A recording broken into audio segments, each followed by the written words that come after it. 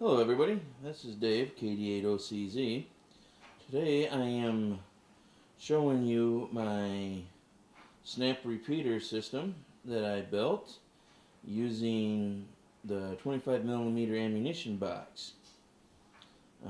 This box, I pretty much left all of its integrity there except for the hinge pins. I drilled the riveted end off so I can pull the pins and remove the cover if I need it to be. I'll go ahead and show you the front. I decided to do this video because I seen a few people starting to do this and just kind of wanted to show what all we can do with these ammo boxes, and they're pretty neat. So first thing is we'll open up the front, and there's the front right there. We've got two Motorola radiuses, wideband commercial radios that are no longer in use for the commercial bands, so I repurposed them for amateur radio. Over here to the left is the repeater controller in its little box with the micro or mini USB port connection there to where you can set the parameters for the controller. I also have a microphone here so that I can use the transmitting radio directly.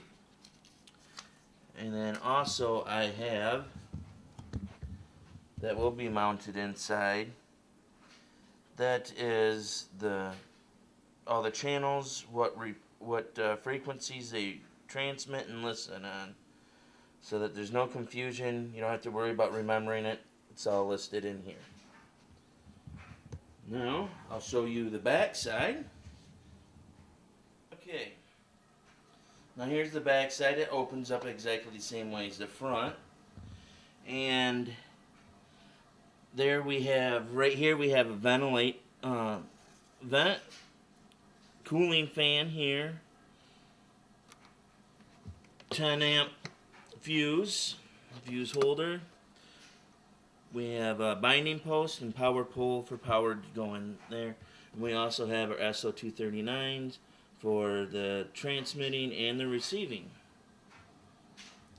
Now what I did is I kind of made this as a mini rack mount, and here's angle iron that's pop riveted to the sides so that I can bolt the face plates right to it, and everything is in there pretty secure using 16 gauge steel.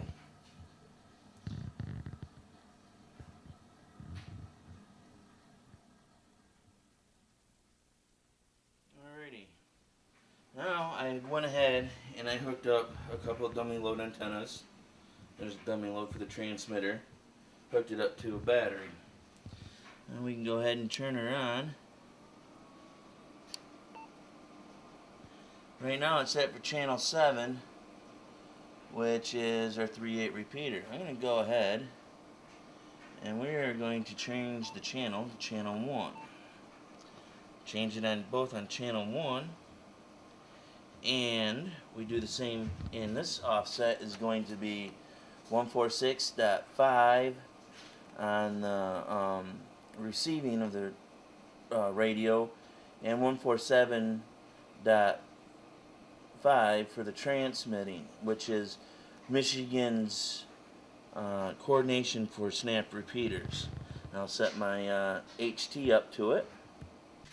Okay, now that I got the handheld set up, I'll give you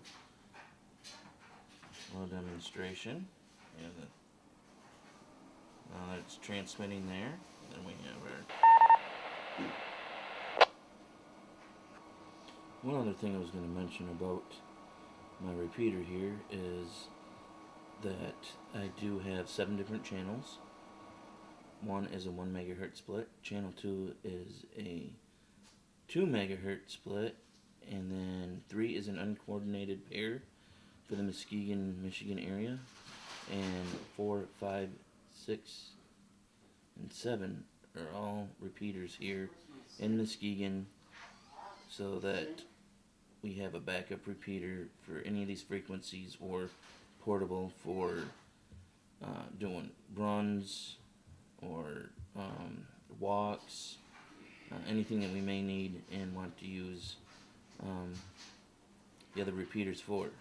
And with the aid of a PC, I can go ahead and program the call sign to switch for whichever repeater I'm using, such as if I'm using the 146.82 repeater here, which is the K8WNJ repeater.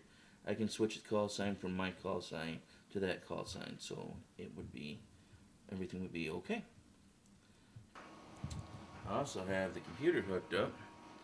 As you can see, the little green fan sign up there, that will shut off after about 60 seconds after transmission to cool down the radios from transmitting.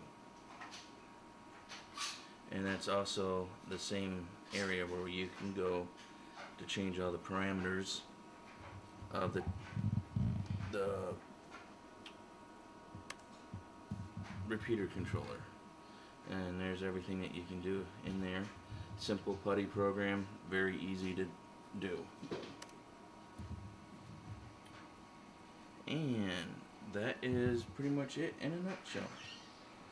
Thank you for watching. This is KD8OCZ 73.